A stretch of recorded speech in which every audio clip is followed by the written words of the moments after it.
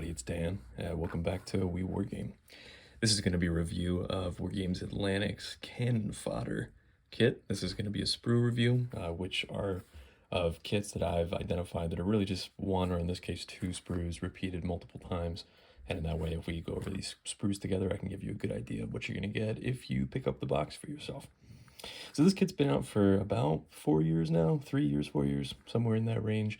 And it's actually now been supplemented by a female variant of the Cannon Fodder kit and some other stuff from their sci-fi range. This kit, I think, was really designed to make kind of generic space infantry, if you will. And Cannon Fodder, as the name implies, suggests that these are supposed to be kind of like your grunt troopers, not a whole lot of equipment to them. You'll notice there are two sprues that come in this kit. It's a little strange though, because there's, if you pick up the box, you're going to get 6 of this main sprue for 30 miniatures, and you're going to get 5 of this weapon sprue, which still maps out because a lot of the things, and we'll go into detail here with the bits in a moment, but a lot of the things in the weapon sprue are multiples of 6, and a lot of the things on the main sprue are multiples of 5. So they all math out to 30 miniatures in the kit for their standard MSRP of $34.95.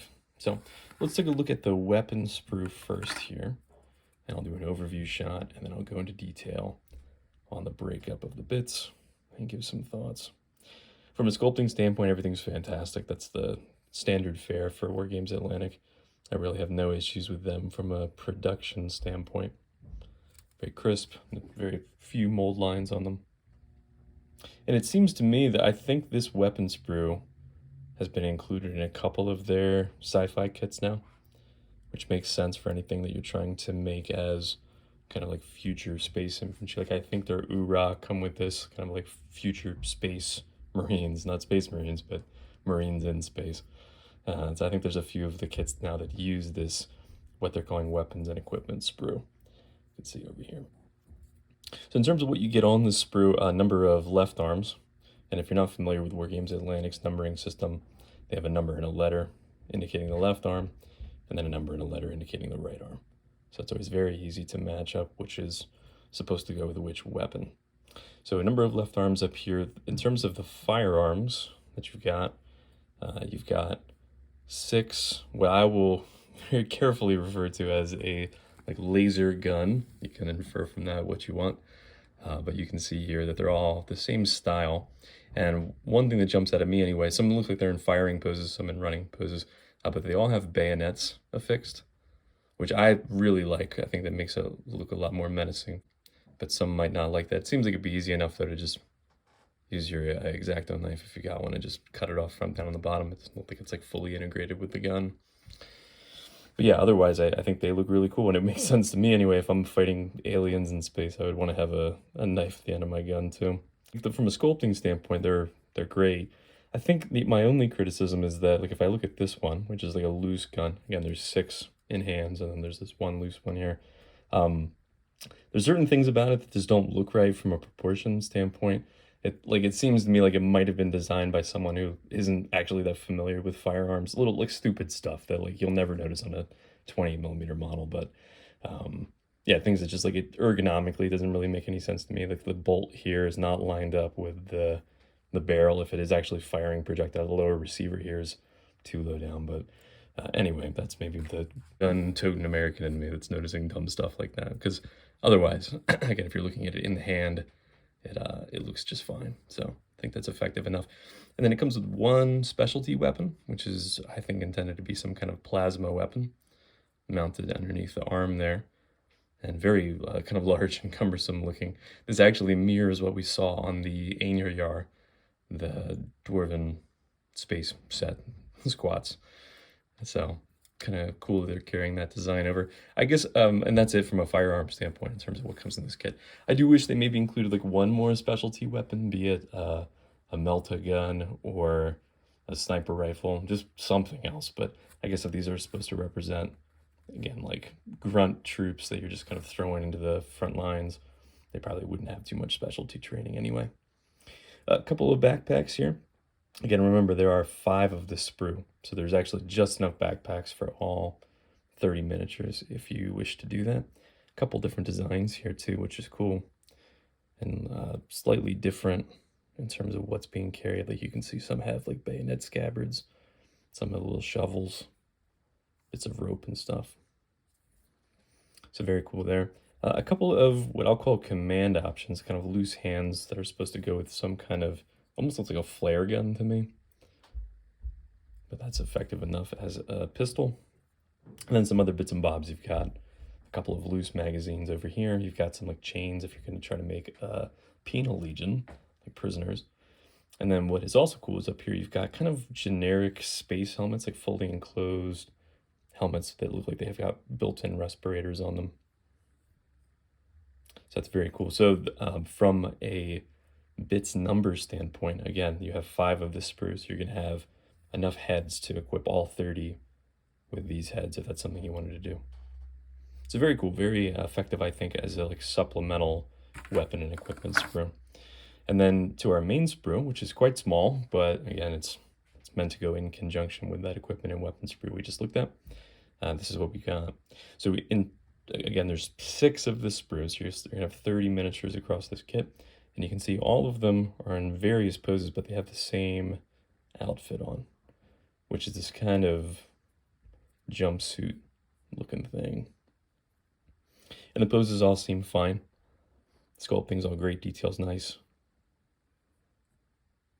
And it seems like it was deliberately designed in such a way, and we'll talk about heads in a second, but that depending on how you paint it, it could represent a lot of things, right? This could be like a prisoner's jumpsuit. This could be crew on a spaceship. This could be, I don't know, like firefighters or something in the future. There's a lot of things that jump into my mind, or just like, again, like rookie troops that don't have any equipment on, no armor on. I can see this totally being like a uniform on underneath. So I think it was very cleverly designed that way. One crouching pose, it looks like there's a couple in running, one in kind of a standing firing pose, and then one in a crouching firing pose. Which is, I don't have a problem with that. If it is something that bothers you, just note that 5 of your 30 miniatures have to be in crouching poses. But I think that's effective enough. I think it looks good. In terms of other heads that come in the kit, there's actually 3 other variants in addition to the enclosed respirator heads we saw in the equipment sprue. There's these helmeted ones that almost look like kind of starship troopers to me, which are cool. Again, not super like sci-fi looking helmets, almost look like Vietnam era American helmets in space. You've got 5 of these heads that just have hats. Again, going back to having these like represent crewmen on a ship. So there's 5 of those. And you've got these 5. There's one up here as well. These 5 like prisoner heads that are to me very clearly meant to represent penal legion if you are an Imperial Guard player. But yeah, the sculpting's fantastic on all of them. They do a really good job with emotion and faces, I think. But as with the enclosed helmets we saw in the equipment sprue, you'll end up with 30 of each head. So the crazy thing about that is that you got 30 of every single head variant inside of this kit, which means that you're going to end up with 120 heads over the kit. So 4-to-1 ratio of heads to bodies, which is pretty fantastic. So yeah, I think that's a really effective, very simple kit, but very effective. I don't think there needs to be a whole lot of,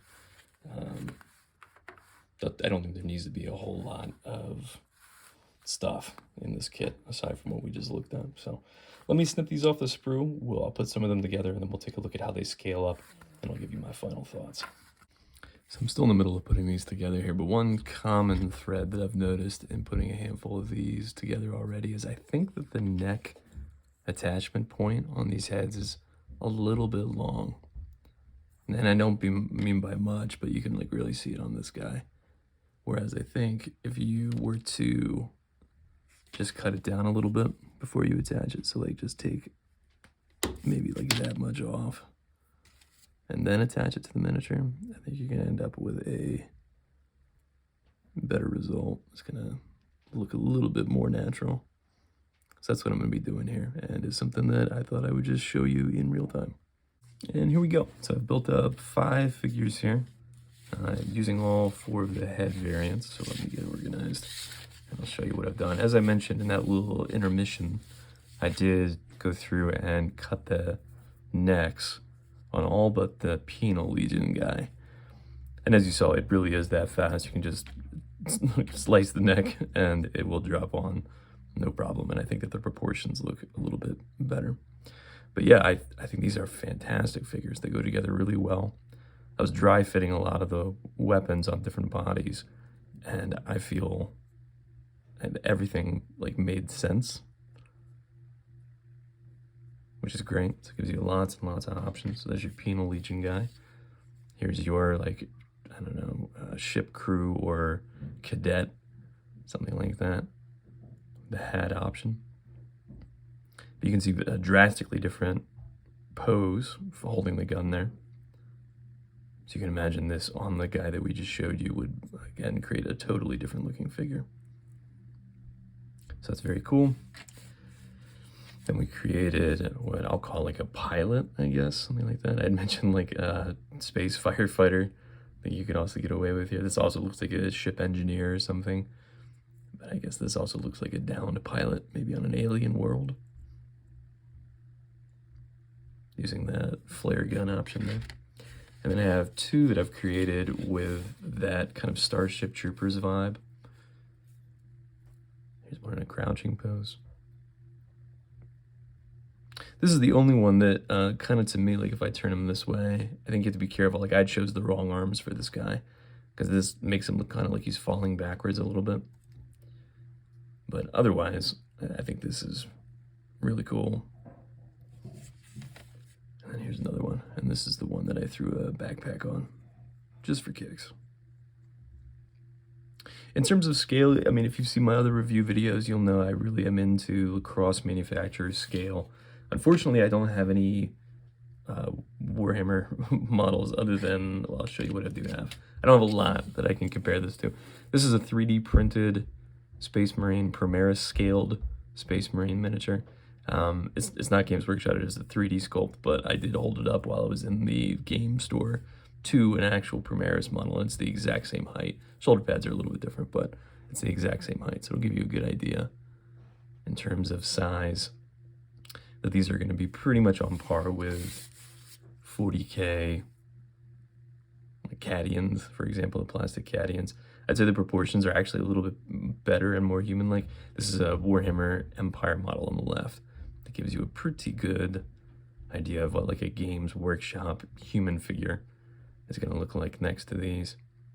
So I think that these are better proportion, but about the same height. They're certainly going to look at home on a 40K battlefield. So what's the verdict? I love these figures. I think this is fantastic. I think if you're a Imperial Guard player starting an army, I absolutely would be using this as the foundation for my army. And as I mentioned, they have lots of other kind of sci-fi human kits that you could use to add even more variety to the set. But the truth is, maybe this is a controversial take. I don't know. I don't think Games Workshop makes the best 40K models anymore. And maybe it's actually been a while, in my opinion. Again, if you watch the channel, you'll know I'm not ashamed about the fact that there's lots of multi-part plastic being produced by lots of different companies that I would take over Games Workshop stuff. Not just because of price, you know, again, 30 figures for $35, but because these are true multi-part plastic. A lot of the stuff you'll get for 40K is, you know, push fit, single pose kind of stuff. So especially for things like Imperial Guard, again, if it's me, this is exactly the route that I would go if I was starting up an army. Or, again, it can be used for all kinds of things, role-playing games, Stargrave, other kind of sci-fi stuff. So I see lots and lots of potential with this kit. I definitely recommend it. Anyway, with that, I've got some more review content coming soon, some more painting content coming soon, so stay tuned. As ever, I appreciate you dropping by for this one, and until next time, happy gaming.